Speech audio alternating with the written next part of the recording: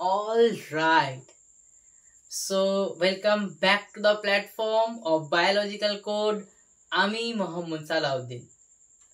তো আজকে ক্লাস 10 এর কন্টিনিউটি অফ লাইফ বা জীবনের প্রবাহমানতা এই চ্যাপ্টারের লেকচার 13। তো আগের লেকচারে আমরা ফ্লাওয়ারের বিভিন্ন যে গঠন সেই সম্বন্ধে আলোচনা করেছিলাম। বিভিন্ন রকম গঠন এবং তাদের কাজ আমরা দেখেছিলাম। আজকে আমাদের যে টপিক আছে সেই টপিকটা হচ্ছে পলিনেশন বা পরাগযোগ। খুবই একটা ইম্পর্টেন্ট টপিক, ক্লাস 10-এ আছে এবং আবার ক্লাস 12-এও গিয়ে তোমাদের এই একই জিনিস কিন্তু রিপিট হবে। ঠিক আছে, খুব ভালোভাবে একদম সুন্দরভাবে আজকের লেকচার ফলো করো যাতে তোমাদের কোনো অসুবিধা না হয়। তো ফার্স্ট আমরা যদি পরাগযোগ বা পলিনেশন কি জিনিসটা বোঝার চেষ্টা করি, তো পাতি ভাষায় সিম্পল ভাবে যদি আমরা বলি, তো পরাগযোগ হচ্ছে কি, এই যে পরাগরেণু কি হবে, ফুলের যে গর্ভমুণ্ড থাকে সেই গর্ভমুণ্ডে গিয়ে পড়া। সিম্পল ভাষায় এটাই হচ্ছে পলিনেশন। তাহলে কি পুংস্তবক, মানে আমাদের যেটা পুংস্তবক, সেই পুংস্তবকে কি থাকে, পুংস্তবকের একদম যে পুংদণ্ড তার উপরে থাকে কি, তার উপরে থাকে পরাগধানী এবং পরাগধানী থেকে তৈরি হয় পরাগরেণু এবং এই পরাগরেণুর গর্ভমুণ্ডের যে স্থানান্তরিত হচ্ছে, এই স্থানান্তরিত হওয়াটাকে বলা হচ্ছে পরাগযোগ। এবার এটা বিভিন্ন রকম ভাবে হতে পারে। এবার দেখো, একটা হতে পারে এই একটা গাছ, এই গাছের এটা হচ্ছে ফুল, তো এইখান থেকে পরাগরেণু বার হয়ে এই ফুলে গিয়েই পড়লো, হতে পারে, মানে একই উদ্ভিদে হচ্ছে। বা এরকম হতে পারে এটা ধরনের একটা গাছ এবং তার পাশে আর একটা ফুলের গাছ এরকম আছে, তো এই ফুলের পরাগরেণু এই ফুলে এসে পড়ছে। তাহলে কি দেখছি আমরা, যে পরাগযোগ একই ফুলের একই উদ্ভিদে হতে পারে বা একই ফুলের অন্যান্য ফুলের মধ্যে হতে পারে, সমস্যা নেই। বা একই প্রজাতির দুটো ভিন্ন ফুলের মধ্যেও কিন্তু পরাগ কি হচ্ছে, যোগ হচ্ছে। ঠিক আছে, এবং সেটা হতে পারে কোনো বাহক নির্ভরশীল হতে পারে বা কোনো বাহকের উপর নির্ভরশীল না হতে পারে। এবার বাহক মানে কি, একটু ধৈর্য ধরো, আমরা একটু পরে গিয়েই জানতে পারবো। ঠিক আছে, তাহলে এটা হচ্ছে পরাগযোগ।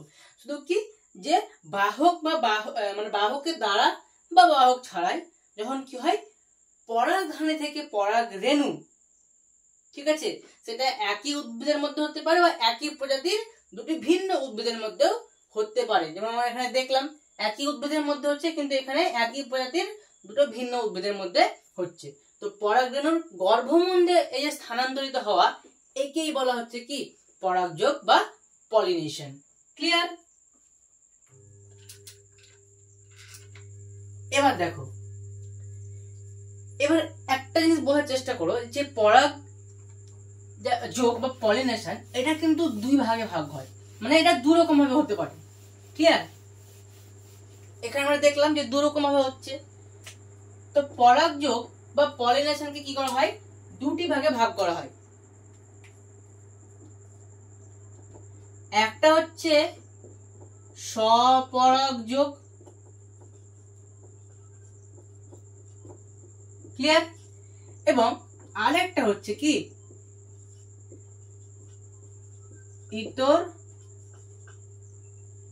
পরাগযোগ। বাস, পরাগযোগকে আমরা কি করলাম, দুটি ভাগে ভাগ করলাম। স্বপরাগযোগকে বলা হচ্ছে কি, সেলফ পলিনেশন। ঠিক আছে, এবং ইতর পরাগযোগ হচ্ছে কি, ক্রস পলিনেশন।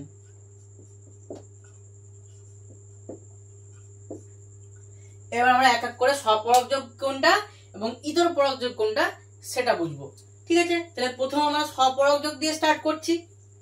ফার্স্ট, তো স্বপরাগযোগ কি হয়, ধরুন এটা একটা উদ্ভিদ আছে, এখানে এটা হচ্ছে এই উদ্ভিদের ফুল, এখানে আরেকটা ফুল আছে, এখানে এরকম ভাবে পাতা আছে, ধরো এখানে একটা ফুল আছে। তো স্বপরাগযোগ মানে কি দেখো, এই মিনিংটা বোঝার চেষ্টা করো। স্বপরাগযোগ মানে মানে নিজেই, সেলফ। তো এই ক্ষেত্রে কি হয়, এই যে ফুলটা আছে এই ফুল থেকে যে পরাগরেণু তৈরি হলো, তো এই পরাগরেণুটা ঘুরেই কি হবে, এই ফুলেরই গর্ভমুণ্ডে এসে কিন্তু পড়বে। এরকম হতে পারে, বা এই ফুলের যে পরাগরেণুটা সেটা এই ফুলে না পড়ে এই পাশে যে ফুলটা আছে এই ফুলে আসাও তাকেও স্বপরাগযোগ বলছে। মানে কি হলো, এই ফুলের পরাগরেণু এই ফুলেও পড়তে পারে, বা এই ফুলের পরাগরেণুটা এই গাছেরই অন্য কোনো ফুলে পড়তে পারে। তাহলে আমরা কি বুঝছি, যে একই প্রজাতিভুক্ত এবং একই উদ্ভিদের একটি নির্দিষ্ট ফুলের বা ওই উদ্ভিদেরই অন্য ফুলে পরাগরেণুর স্থানান্তরিত হওয়াটাকে বা পরাগায়নকে বলা হচ্ছে কি, স্বপরাগযোগ। তাহলে আমরা স্বপরাগযোগে দেখো দুটো টাইপ দেখতে পাচ্ছি, একটা ওই ফুলের পরাগরেণু ওই ফুলে পড়ছে, বা ওই ফুলের পরাগরেণু ওই উদ্ভিদেরই অন্য কোনো ফুলে পড়ছে। তাহলে এখানে আমরা দুটো টাইপ পেয়ে গেলাম। তো এই যে ফুল, এই যে পরাগরেণুটা এখানে উৎপন্ন হয়ে ওই ফুলেই পড়ছে, একে বলা হয় অটোগ্যামি। একে কি বলা হচ্ছে, একে বলা হচ্ছে অটোগ্যামি, একে বলা হচ্ছে অটোগ্যামি। এবং এই যে এই ফুলের পরাগরেণু যদি অন্য কোনো ফুলে গিয়ে পড়ে ওই উদ্ভিদেরই, তাহলে একে বলা হচ্ছে কি, গেইটেনোগ্যামি।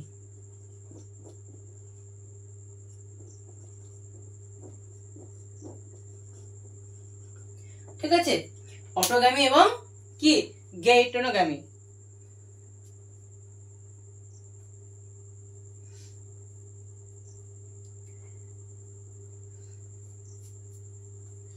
ক্লিয়ার? এবার উদাহরণ দিই। স্বপরাগযোগ মেনলি ঘটে কার মধ্যে, সন্ধ্যামালতী, দোপাটি, এদের মধ্যে স্বপরাগযোগ ঘটে। এবারে যদি আমি স্পেসিফিক উদাহরণ দিতে যাই যে অটোগ্যামি কোন ফুলের মধ্যে ঘটে, তাহলে উদাহরণ হবে অনেকটা এরকম। কি হবে, সন্ধ্যা মালতী, ক্লিয়ার, তারপরে দোপাটি। ঠিক আছে, এগুলো কি হচ্ছে, এদের মধ্যে অটোগ্যামি হচ্ছে। এবং গেইটেনোগ্যামি কি, মনে রাখবা যেগুলো লতানো গাছ, যেমন লাউ, তারপরে কুমড়ো, এদের মধ্যে কিন্তু কি হচ্ছে, গেইটেনোগ্যামি।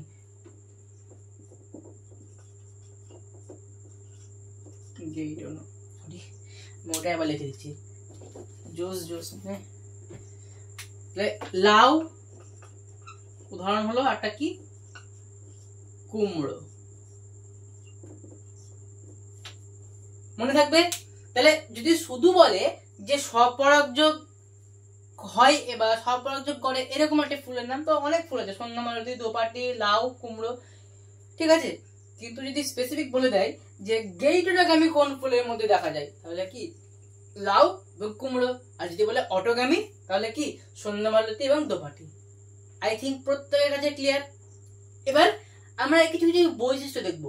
দেখো এই ক্ষেত্রে কি হচ্ছে, এই স্বপরাগযোগের ক্ষেত্রে কি হচ্ছে, এটাকে মিটিয়ে দিচ্ছি। স্বপরাগযোগ দেখো, এই ফুলের পরাগরেণু এই ফুলেই বা ওই উদ্ভিদের অন্যান্য ফুলে পড়ছে, তাহলে আমাদেরকে খুব বেশি খাটনি করতে হচ্ছে না। এমন নয় যে একটা কোনো একটা পতঙ্গর হোক বা কোনো একটা পাখির দরকার পড়ছে যে পরাগরেণুটাকে বয়ে নিয়ে যাবে, না, ইজিলি ওই ফুল থেকেই, মানে ওখান থেকে উৎপন্ন হয়ে ইজিলি ওখানেই পড়ছে, ওই ফুলেই পড়ছে। তাহলে আমাদের কোনো বাহকের উপর নির্ভর হতে হয় না স্বপরাগযোগের ক্ষেত্রে। তাহলে স্বপরাগযোগ কি, এক নম্বর, বাহক, মানে এমন নয় যে বাহক দরকার একদম খুবই দরকার এরকম না, তাহলে বাহকের উপর নির্ভরশীল নয়। ক্লিয়ার? আরেকটা দেখো, এ কিন্তু অন্য কোনো, মানে এই ফুলের যে এখানকার যে পরাগরেণু তৈরি হলো, ওই পরাগরেণু কিন্তু অন্য কোনো উদ্ভিদের ফুলের সঙ্গে কিন্তু মিশতে পারছে না। তাহলে অন্যান্য ফুলের যে বৈশিষ্ট্যগুলো সেটাতে পাচ্ছে না। তাহলে কি হচ্ছে, জনিত্রী যে বৈশিষ্ট্য, সেই জনিত্রী বৈশিষ্ট্যই কি হচ্ছে, অপত্যের মধ্যে স্থানান্তরিত হচ্ছে, নতুন কোনো বৈশিষ্ট্যের সঞ্চার হচ্ছে না। তাহলে এক্ষেত্রে কি হচ্ছে, যে প্রজাতির জনিত্রী বৈশিষ্ট্য অক্ষুণ্ণ থাকছে। প্রজাতির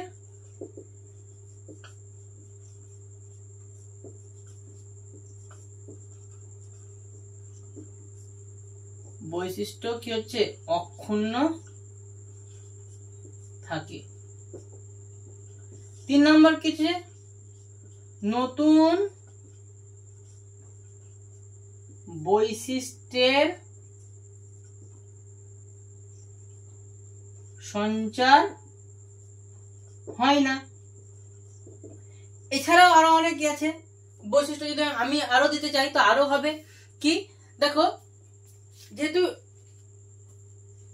একই ফুলের মধ্যে মানে একই উদ্ভিদেরই একই ফুলের মধ্যে হচ্ছে বা একই উদ্ভিদের অন্যান্য ফুলের মধ্যেও হচ্ছে, তাই এক্ষেত্রে কি হয়, এদের যে গর্ভমুণ্ড এবং তাদের যে পুংস্তবক মানে পুংস্তবক এবং স্ত্রীস্তবক, এরা কিন্তু কি হয় এক সময়ে মানে একই টাইমে এরা মানে একই উচ্চতা এবং একই সময়ে বাড়ে। মানে এদের কি হয়, এই যে পুংস্তবক মানে এইটা এবং স্ত্রীস্তবক মানে হচ্ছে এইটা, তো এরা সবসময় একই হাইটের হয় এবং কি হয় একই সময়ে বাড়ে। মানে এদের পরাগরেণুটা খুব সহজেই কি হয়, ওই ফুলের গর্ভমুণ্ডে গিয়ে পড়ে যায়, সহজেই এদের সঞ্চারিত হতে পারে। তাই কি হয়, এদের হাইটও একই হয় এবং এরা একই সময়ে কি হয় বৃদ্ধিপ্রাপ্ত হয়। মানে এদের সবসময় পরিণত দশা কিন্তু একসঙ্গে হয়। ঠিক আছে, তো হলো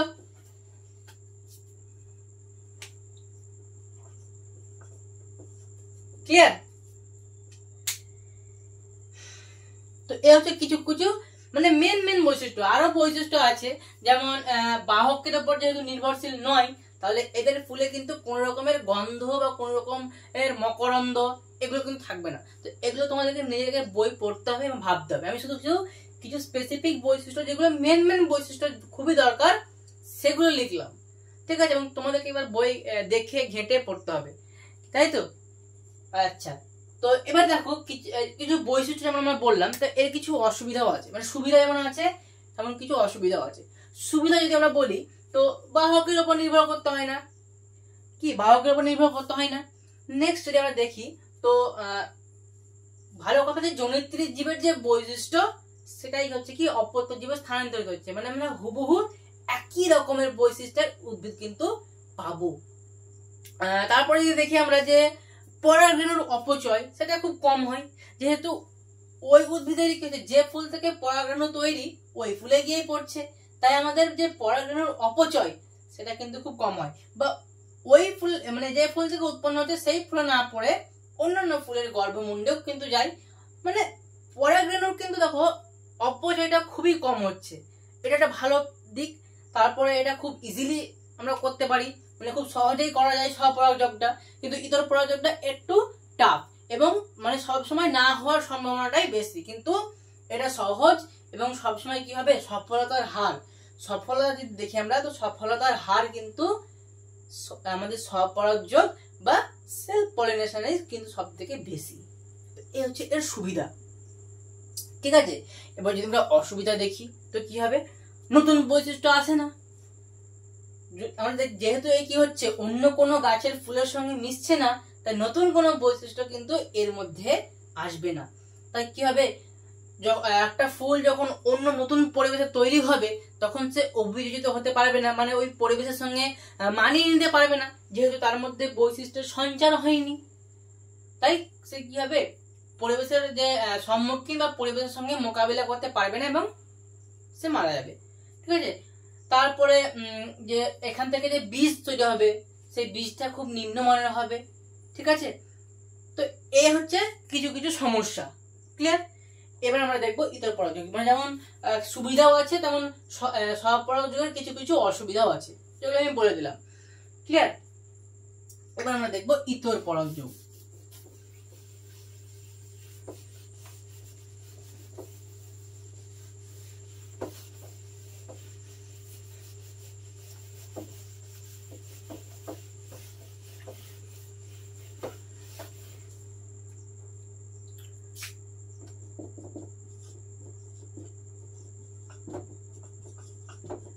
ইতর পরাগযোগকে আমরা কি বললাম? ক্রস পলিনেশন, তাই তো? ক্রস কেন বলছি না তোমরা এক্ষুনি বুঝতে পারবে। এটা ধরে নাও এটা একটা উদ্ভিদ, তো এর ফুল আছে এরকম করে, এখানেও ফুল আছে, তো এবং এর একটা আরেকটা উদ্ভিদ এর পাশে আছে, এবং অবশ্যই এরা কিন্তু একই প্রজাতির হবে। আম হলে আম, সরিষা হলে সরিষা, ঠিক আছে? তো অর্থাৎ সবসময় একই প্রজাতির কিন্তু হতে হবে।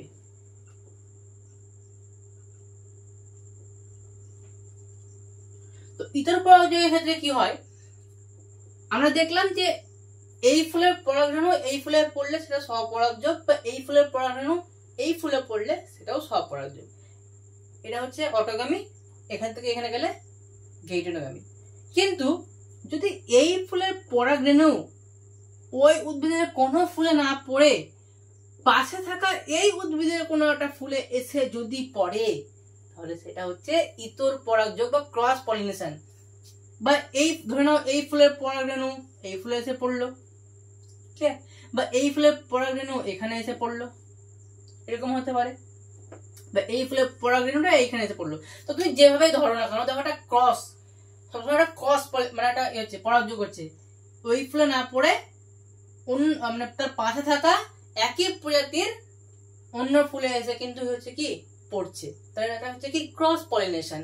তাহলে ক্রস পলিনেশন কি নিশ্চয়ই বুঝতে পারলে, কোনো সমস্যা নেই। তাহলে আমরা কি দেখলাম, ইতর পরাগযোগ বা ক্রস পলিনেশন কি, একই প্রজাতিভুক্ত দুটি ভিন্ন উদ্ভিদের ফুলের মধ্যে হচ্ছে পরাগযোগ। একই প্রজাতিভুক্ত দুটি ভিন্ন ফুল, এই দুটি ভিন্ন ফুলের মধ্যে পরাগযোগ হওয়াটাকেই বলা হচ্ছে কি ইতর পরাগযোগ বা ক্রস পলিনেশন। এবং সবসময় মনে রাখবা এরা একই প্রজাতির কিন্তু হবে। ক্লিয়ার? তাহলে কে কে করে ইতর পরাগযোগ? এবার আমরা উদাহরণ দেখে নিই।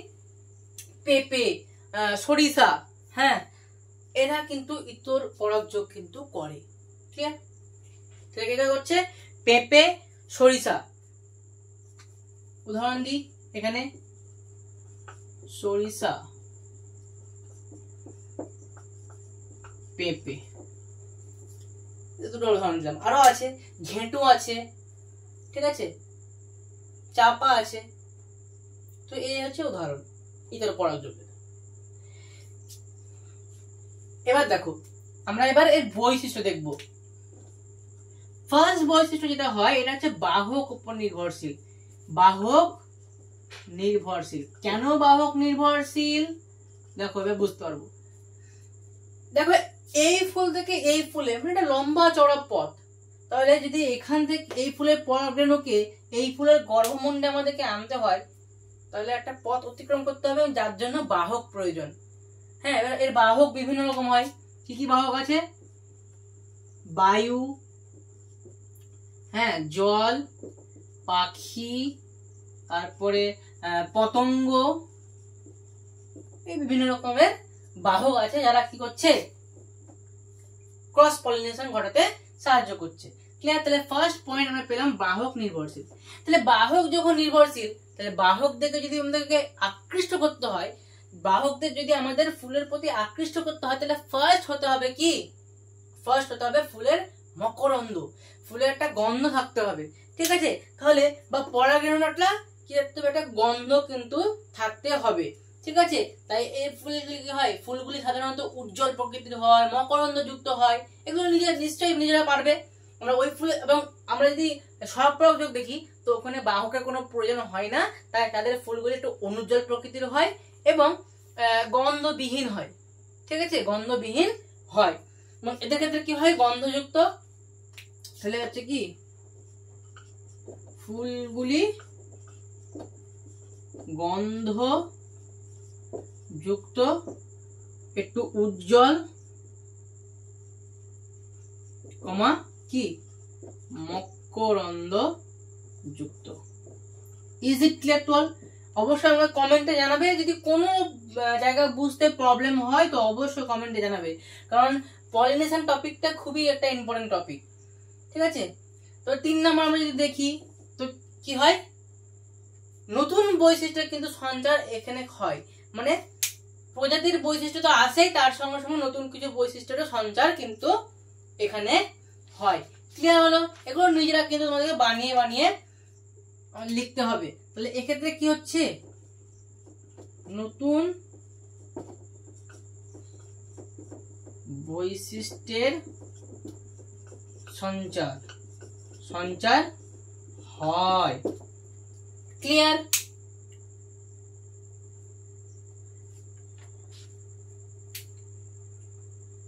এই হচ্ছে কিছু কিছু মেন মেন বৈশিষ্ট্য। আরো তোমাদের বই থাকবে, তোমরা নিজেরা পড়বে, এটা ওটার জন্য তোমাদেরকে খাটতে হবে। আমি শুধু মেন মেন পয়েন্টগুলো শুধু বলে দিচ্ছি, নাহলে কিন্তু আমাদের লেকচার অনেক বড় হয়ে যাবে, তখন তোমাদেরকে বোরিং লাগবে পড়তে। ক্লিয়ার? এবার আমরা দেখো সুবিধা অসুবিধা দেখবো। এবং হ্যাঁ, একটা কিন্তু তোমাদের মেন হোমওয়ার্ক থাকবে, স্বপরাগ যোগ এবং ইতর পরাগ যোগের মধ্যে পার্থক্য রেডি করা। কারণ খুবই একটা ইম্পর্টেন্ট একটা প্রশ্ন এটা। সেলফ পলিনেশন এবং ক্রস পলিনেশনের মধ্যে কিন্তু পার্থক্য কিন্তু দেয়, ডিফারেন্ট কিন্তু করতে দেয়। ঠিক আছে? তো কিন্তু তোমরা নিজেরা করবে ওটা। দেখো এটা সুবিধা কি। ফার্স্ট সুবিধা আমরা দেখছি, নতুন একটা বৈশিষ্ট্যের সঞ্চার হচ্ছে।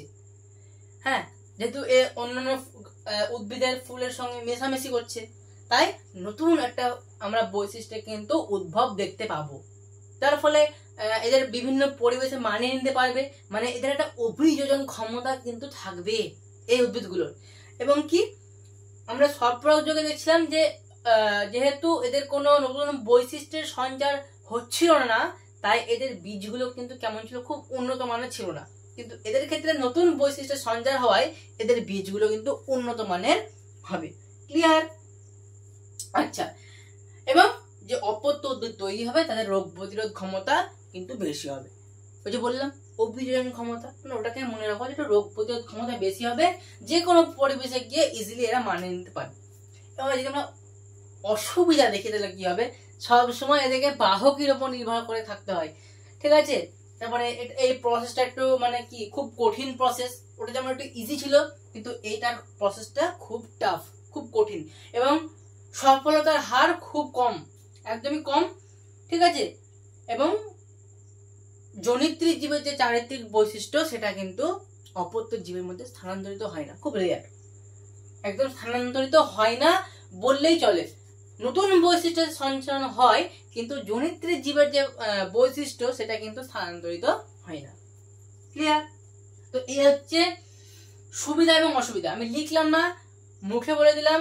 তোমরা অবশ্যই তোমাদের যে বুক আছে, আমার কাছে যেমন এই দেখো প্রান্তিকের বুক, যেটা আমি অল টাইম ফলো করি, তার সঙ্গে সঙ্গে সাঁতরা, দুটো বই ভালো, তোমরা ফলো করবে।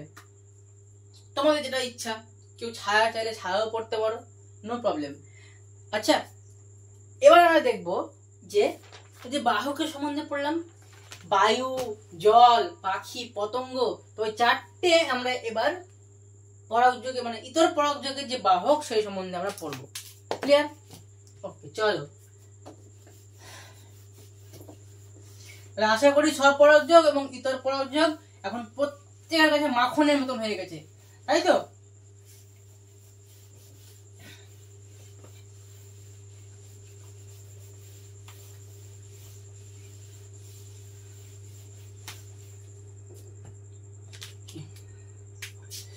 তাহলে দেখছি আমরা ইতর পরাগযোগের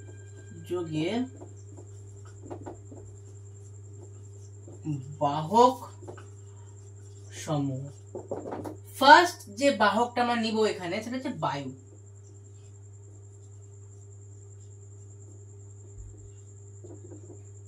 বায়ু প্রথম বাহক। তো যে সমস্ত ফুলরা বা মানে বায়ুর দ্বারা বা বাতাসের দ্বারা ইতর পরাগযোগ বা ক্রস পলিনেশন ঘটায়, সেই ফুলগুলোকে বলা হয় বায়ু পরাগী ফুল। বায়ু পরাগী, ঠিক আছে? বায়ু পরাগী বা এদিকে বলা হয় কি অ্যানিমোফিলি। কি বলা হচ্ছে? অ্যানিমোফিলি। ক্লিয়ার? এবার বায়ু পরাগী তাহলে কোন কোন ফুল আছে? ধান, গম। যদি আমি এক্সাম্পল দিই তো কি হবে? এক্সাম্পল দিলাম কি ধান এবং গম। এরা হচ্ছে কি, এরা হচ্ছে বায়ুপরাগী ফুল। তো বায়ুপরাগী যে সমস্ত ফুলগুলো আছে তাদের বৈশিষ্ট্য কেমন হয়, মানে এদের যে পরাগরেণু থাকে এগুলো গন্ধহীন, মানে যেহেতু বায়ুর দ্বারাই বাহিত হচ্ছে তাই কোনো পতঙ্গ যাতে না আসতে পারে, তাই এদের পরাগরেণু গন্ধহীন, বর্ণহীন, খুব বেশি উজ্জ্বল হয় না এবং পরাগরেণুগুলি খুব ক্ষুদ্র হয়। এবং বায়ুর দ্বারা যখন যাবে, বাহিত হয়ে যখন অন্য গাছে ফুলে গিয়ে পড়বে, তখন অনেক পরাগরেণু নষ্ট হতে পারে। তাই বেশি বেশি বা অনেক প্রচুর হারে পরাগরেণু কিন্তু তৈরি হয়। ঠিক আছে।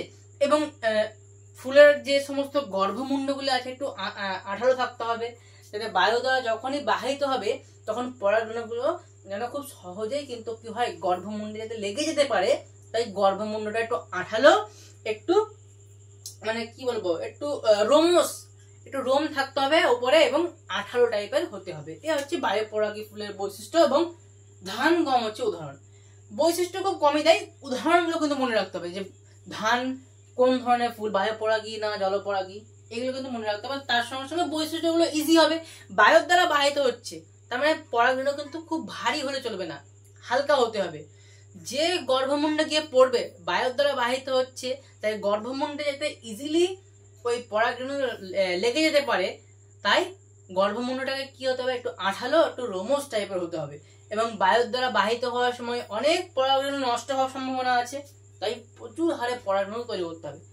মানে একটা সবসময় বৈশিষ্ট্য কমন থাকবে যে পরাগরেণু প্রচুর তৈরি হবে, অনেক তৈরি হবে পরাগরেণু। কারণ বাহক গাছের যে বাহকই হোক না কেন, বায়ু হোক বা জল হোক বা পক্ষী হোক বা পতঙ্গ হোক, বাহকের দ্বারা যখনই বাহিত হবে তখন পরাগরেণু কিন্তু সবসময় বেশি করে অপচয় হবে। ওটা একটা ইতর পরাগযোগের কিন্তু একটা কি অসুবিধা, যে পরাগরেণুর অপচয় বেশি হয়। তাই একটা বৈশিষ্ট্য প্রত্যেকের ক্ষেত্রে কমন, যে কি প্রচুর পরিমাণে পরাগরেণু তৈরি হতে হবে। তাহলে ঠিক আছে, বায়ুপরাগী হলো। নেক্সট আমরা দেখব জলপরাগী। জলপরাগী মানে এর বাহক তাহলে কি হবে, জল হবে। ক্লিয়ার। জলপরাগী ফুলকে বলা হয় কি, হাইড্রোফিলিক। কি বলা হচ্ছে, হাইড্রোফিলিক।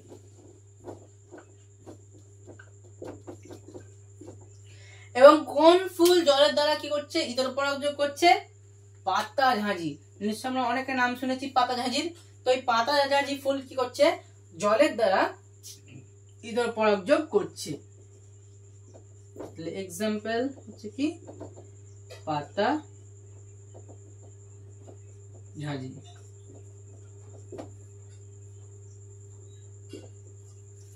ঠিক আছে। দেখো জলের দ্বারা যখন পরাগরেণু বাহিত হবে, তো জলে যাতে নষ্ট না হয় পরাগরেণুগুলো, তাই পরাগরেণুগুলির উপরে একটা মোমের আস্তরণ থাকে। এবার মোম যদি থাকে ওর উপরে, তাহলে জল দ্বারা বাহিত হলেও পরাগরেণু নষ্ট হওয়ার কোনো সম্ভাবনা নেই। তাই জল পরাগী ফুলের যে পরাগরেণু হয়, তাদের পরাগরেণুতে কিন্তু একটা মোমের আস্তরণ থাকে। এবং শুধু পরাগরেণু বলে নয়, আমরা ফুলে যে 4টে স্তবক পড়েছিলাম, কি কি, বৃতি, দলমণ্ডল, হ্যাঁ, স্ত্রী স্তবক এবং পুংস্তবক। তো 4টে স্তবকে এদের কি থাকে, মোম দ্বারা একটা মোমের একটা আস্তরণ বা একটা আবরণ থাকে। ঠিক আছে, যাতে জল দ্বারা কোনো ক্ষতি না হয়, মানে জল দ্বারা ফুলের যাতে কোনো নষ্ট হওয়ার সম্ভাবনা না থাকে, তাই 4টি স্তবকে এদের কি থাকবে, মোমের একটা আস্তরণ থাকবে। এবং তার সঙ্গে সঙ্গে পরাগরেণুতেও কিন্তু মোমের আস্তরণ থাকবে। ক্লিয়ার। এখানেও অনেক পরাগরেণু তৈরি হবে এবং তার সঙ্গে সঙ্গে আর কি হবে, অবশ্যই পরাগরেণু একটু হালকা হতে হবে যেহেতু জলের দ্বারা বাহিত হচ্ছে। আর হবে কি, বর্ণহীন, গন্ধহীন এবং ক্ষুদ্র। এখানেও একই, বর্ণহীন, গন্ধহীন এবং কি হতে হবে, ক্ষুদ্র। এবং খুব উজ্জ্বল প্রকৃতির হয় না, একটু অনুজ্জ্বল হয়। ঠিক আছে। তো এই হচ্ছে আমাদের কি জলপরাগী ফুলের বৈশিষ্ট্য। শুধু একটা নতুন আমরা এখানে কি বললাম, একটা বৈশিষ্ট্য যে মোমের আস্তরণ, এটা শুধু উল্লেখ করলি, বা বাকি বায়ুর সঙ্গে জলপরাগী ফুলের বৈশিষ্ট্য সবই কিন্তু একই হবে। ক্লিয়ার। এবং একটা বৈশিষ্ট্য কমন বললাম যে প্রচুর পরিমাণে পরাগরেণু তৈরি হবে। আচ্ছা, নেক্সট 3 নম্বর আমরা দেখব পতঙ্গ পরাগী।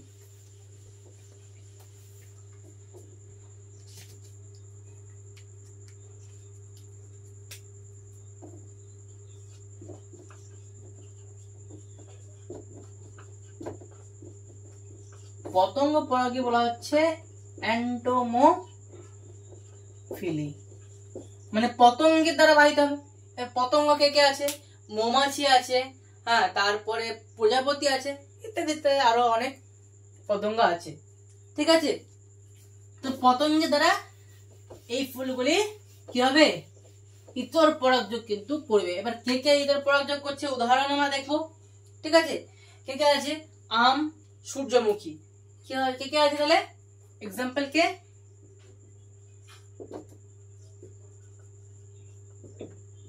আম এবং সূর্যমুখী।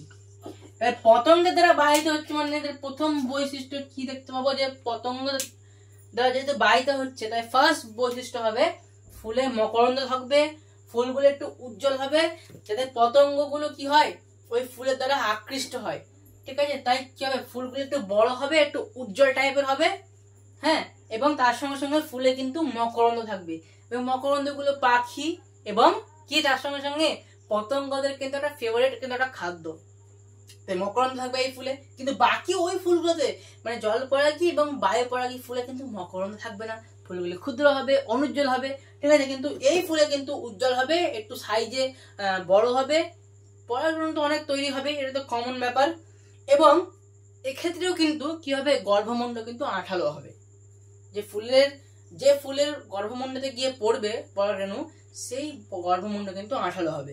ঠিক আছে, তো এই হচ্ছে আমাদের কি? আমাদের পতঙ্গ পরাগী ফুলের বৈশিষ্ট্য। তো একটা নতুন বৈশিষ্ট্য অ্যাড হলো, সেটা কি? মকরন্দ থাকবে, ফুলগুলি উজ্জ্বল হবে, সাইজ একটু বড় হবে, বাস, এই হচ্ছে নতুন বৈশিষ্ট্য। নেক্সট লাস্ট আমাদের সেটা হচ্ছে কি? পক্ষী পরাগী। ঠিক আছে, মানে এটা এক্ষেত্রে কি হবে? পাখির দ্বারা হবে, এবং একে বলা হয় ইংলিশে অর্নিথোফিলি। ঠিক আছে, মানে পাখির দ্বারা এক্ষেত্রে কি হচ্ছে? আমাদের ইতর পরাগযোগ হচ্ছে। এদের এক্সাম্পল, এবং এটা সব থেকে গুরুত্বপূর্ণ এক্সাম্পল, কারণ পরীক্ষায় বেশিরভাগই পক্ষী পরাগী ফুলেরই উদাহরণ দিয়ে দেয়। তো এটার উদাহরণ সবসময় মনে রাখবা, এবং খুবই ছোট্ট উদাহরণ, কি? পলাশ আর কি শিমুল, এই দুটো ফুলের নাম কিন্তু মনে রাখবা। ক্লিয়ার? পলাশ এবং শিমুল। তো এটাও এক্ষেত্রেও কি হয়? যাতে যে পাখিগুলো আছে, সেই পাখিরা যাতে মকরন্দ পাখিদের এবং কি বললাম, পতঙ্গদের ফেভারিট খাবার, এবং এই ফুলগুলো কি হয়? একটু উজ্জ্বল প্রকৃতির হয়, মকরন্দ থাকে এবং গন্ধযুক্ত হয়, যাতে পাখিরা খুব সহজেই আকৃষ্ট হয়। ক্লিয়ার? এবং তার সঙ্গে সঙ্গে কি থাকবে? ফুলের মধ্যে মধু থাকবে। ঠিক আছে, ফুলের মধ্যে কিন্তু মধু কিন্তু থাকবে। তো এই হচ্ছে ইতর পরাগযোগের বাহক সমূহ। কি কি দেখলাম? বায়ু দ্বারা, যাকে বলা হচ্ছে অ্যানিমোফিলি, তারপরে দেখলাম জলের দ্বারা হাইড্রোফিলি, পতঙ্গের দ্বারা এন্টোমোফিলি, এবং পক্ষী পরাগী হচ্ছে অর্নিথোফিলি। বাস, ইজি ব্যাপার। তো আশা করি পলিনেশন নিয়ে আর কারো কোনো সমস্যা নেই, এবং এই যতটুকু পড়লে এতটুকু যদি তোমরা মনে রাখতে পারো, তো একদম 10-এর জন্য তো না, ক্লাস 10-এর জন্য এবং তোমাদের উচ্চ মাধ্যমিকেও ইজি। এখন যদি মনে রাখতে পারো তো, কারণ উচ্চ মাধ্যমিকেও এর থেকে বেশি কিছু দরকার পড়বে না। ঠিক আছে, তো এই হচ্ছে আজকের আমাদের লেকচার। পলিনেশন আমাদের কমপ্লিট, আর খুব বেশি বাকি নেই, চ্যাপ্টারটা একটু বাকি আছে। তো আশা করি আজকের ভিডিও তোমাদেরকে প্রচুর হেল্প করবে, তোমাদের জন্য অনেক হেল্পফুল একটা ভিডিও হলো। ঠিক আছে, তো দেখা হচ্ছে পরের লেকচারে। যদি আজকে ভিডিও তোমাদেরকে ভালো লাগলো, যদি পছন্দ হলো, তো অবশ্যই একটা ভিডিওতে লাইক দেবে। লাইক দিয়ে আমাদের আগ্রহ বাড়াবে, এবং কোনো রকম সমস্যা যদি হয় তো অবশ্যই কমেন্ট বক্স তোমাদের জন্য সবসময় ওপেন। তোমাদের সঙ্গে আমাদের শুধুমাত্র একটাই কথা বলার রাস্তা, সেটা হচ্ছে কমেন্ট বক্স। তাই কমেন্ট করে জানাবে কোনো সমস্যা হলে, এবং অবশ্যই বায়োলজিক্যাল কোড চ্যানেলটিকে সাবস্ক্রাইব করে রাখো, কারণ আমরা সমস্ত রকমের এডুকেশনাল কন্টেন্ট এই চ্যানেলের মাধ্যমে দিয়ে থাকি। তাই অবশ্যই আমাদের চ্যানেলের সঙ্গে যুক্ত হয়ে যাও। তো দেখা হচ্ছে আবার পরের লেকচারে। Thank you.